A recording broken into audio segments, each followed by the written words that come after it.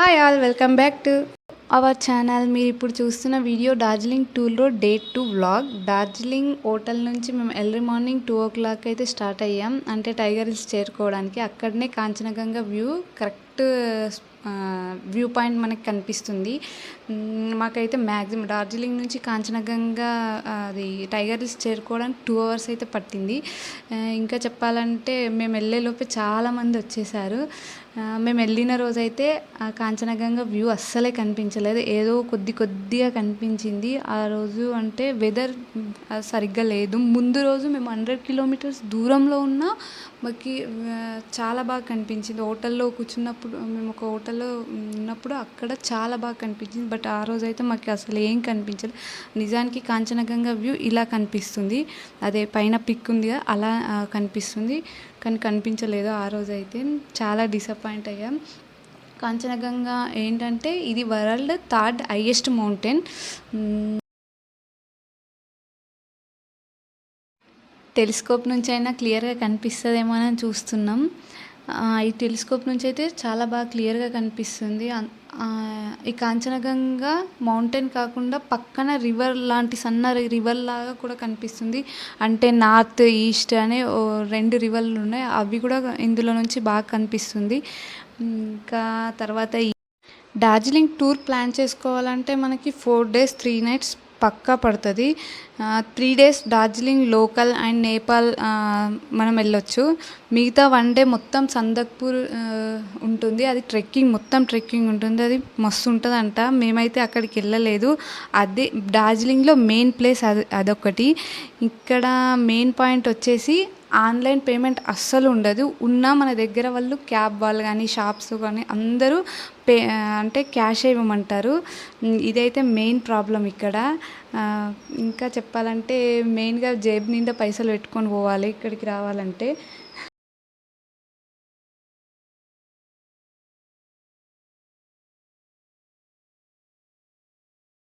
ఇక్కడ home stay గురించి చెప్పాలంటే స్టార్టింగ్ ప్రైస్ అయితే 2000 నుంచి స్టార్ట్ అవుతుంది. మేము ఉన్నదైతే శాండర్లాంగ్ అండ్ రిసార్ట్. ఆ హోటల్ పర్ డే వచ్చేసి 5000 చేంజ్ అలా పడింది. ఎవ్రీ ఫుడ్ ఆర్డర్కి మాకు 15% డిస్కౌంట్ అయితే వచ్చింది. ఇది డార్జిలింగ్లో ఇంకో బుద్ధిస్ట్ టెంపుల్. దీన్ని శామ్టన్ చాయిలింగ్ గూమ్ మొనాస్ట్రీ బుద్ధిస్ట్ టెంపుల్ అంటారు. ఈ విగ్రహం అంతా గోల్డ్ కోటింగ్తో ఉంటుంది. ఎవరైనా డార్జిలింగ్కి ప్లాన్ చేయాలనుకుంటే నా సజెషన్ ఏంటంటే మాల్ రోడ్లో రూమ్స్ తీసుకోవడం బెస్ట్. అక్కడే షాపింగ్స్ కానీ ఫుడ్ ఐటమ్స్ కానీ క్యాబ్స్ అన్నీ అక్కడి నుంచే స్టార్ట్ అవుతాయి.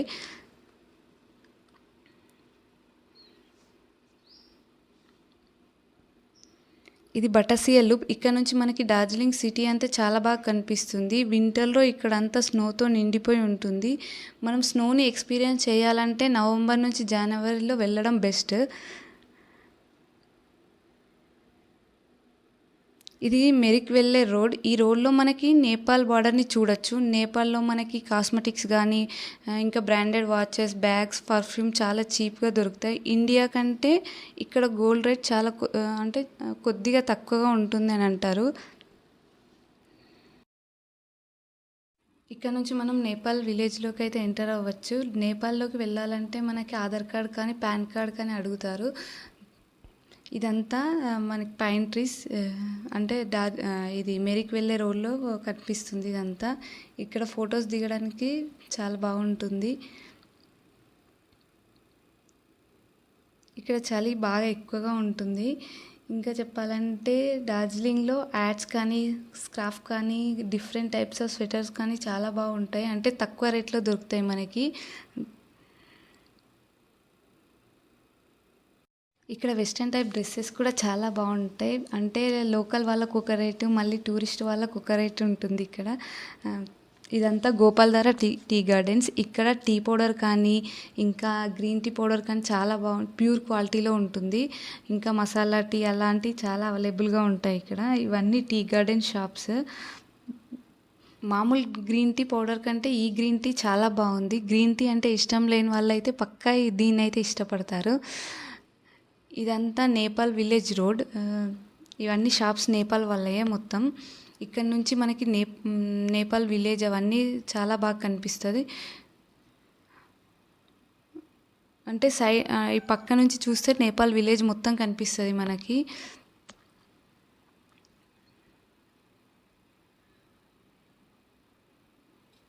దీన్ని 0 పాయింట్ అంటారు. కొంచెం ముందుకు వెళ్తే నేపాల్ ఇండియా బార్డర్ కూడా మనకి కనిపిస్తుంది. ఇక్కడ అంతా ఇది విలేజ్ మొత్తం ఫాగ్తో నిండిపోయింది.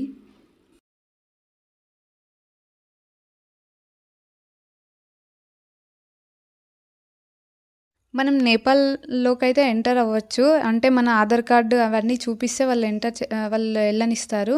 ఇంకా చెప్పాలంటే నేపాల్‌కి వెళ్ళాలంటే afternoon, morning correct. Evening after 6 తర్వాత అసలు ఈవినింగ్ 6 తర్వాత మనల్ని వెళ్ళనివ్వరు.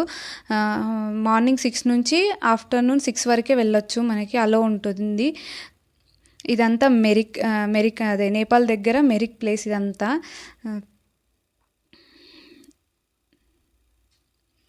ఇంకా ఇక్కడ నేపాల్ డ్రెస్ అవైలబుల్గా ఉంటుంది. అదే నేపాల్ ట్రెడిషనల్ డ్రెస్ అవైలబుల్గా ఉంటుంది. అది కూడా మేము వేసుకున్నాం. ఇక్కడ హార్స్ రైడింగ్ కూడా ఉంటుంది. అది కూడా మేము ఎక్కాం. నేను ఇది యూట్యూబ్ కోసం అయితే వీడియో తీయలేదు. ఏదో మా ఇంట్లో వాళ్ళకి చూపిద్దామని వీడియో తీశాను. అప్పుడు ఇది 6 months బ్యాక్ కింద, అందుకనే వీడియో అంత క్లారిటీ అయితే లేదు. ఇక్కడ బోటింగ్ కూడా అవైలబుల్గా ఉంటుంది. ఆ బోటింగ్ వెనక అదంతా స్నో మొత్తం నిండిపోయి ఉంటుంది. మేము వెళ్ళేసరికి 5 అవుతుంది.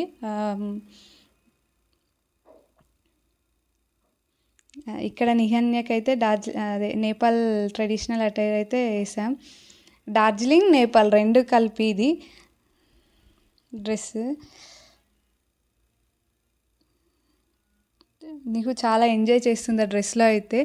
అంటే ఏడుస్తుంది అనుకున్నాం వేసినప్పుడు, కానీ ఏడవలేదు, బాగా ఎంజాయ్ చేసింది.